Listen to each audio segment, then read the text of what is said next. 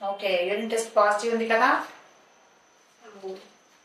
ఇదేంటమ్మా beta acid test చేసుకున్నావు? Doctor చెప్పారా ఎవరన్నా? లేదు మేడం, నేనే చేసుకున్నాను. ఎట్లా అవునా? యూరిన్ టెస్ట్ చేసుకోవడం ఓకే, కానీ బీటా యాసిడ్ టెస్ట్ చేసుకోవడము యాక్చువల్గా అవసరం లేదు.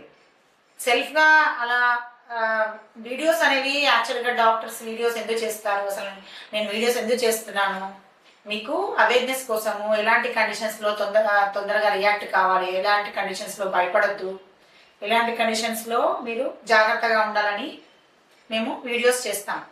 కానీ దాంతో మీరు సెల్ఫ్గా మీరు ఒకటి అనలైజ్ చేసుకొని మీరే అన్ని పరీక్షలు చేసుకోవడము, మీరే అన్ని టెస్టులు చేసుకొని నిర్ధారణ చేసేసుకోవడము, ఇలాంటివి చేయడము కొన్నిసార్లు అనవసరంగా టెన్షన్ క్రియేట్ చేస్తాయి, అనవసరమైన ఖర్చు కూడా ఉంటుంది.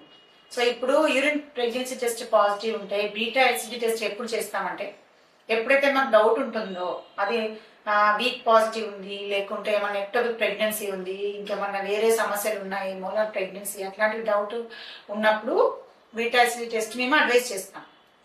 ఆ టైంలో అది చేసుకుంటేనే అది యూస్ఫుల్. అది మీరు సొంతంగా యూరిన్ టెస్ట్ దీంట్లో నెగిటివ్ ఉంది, మళ్ళీ బీటా యాసిడ్ టెస్ట్లో ఇంకా కన్ఫర్మేషన్ వస్తుందేమో అనుకొని మీరు సొంతంగా అనలైజ్ చేసుకొని చేయకండి, అది అన్నెసెసరీ. అది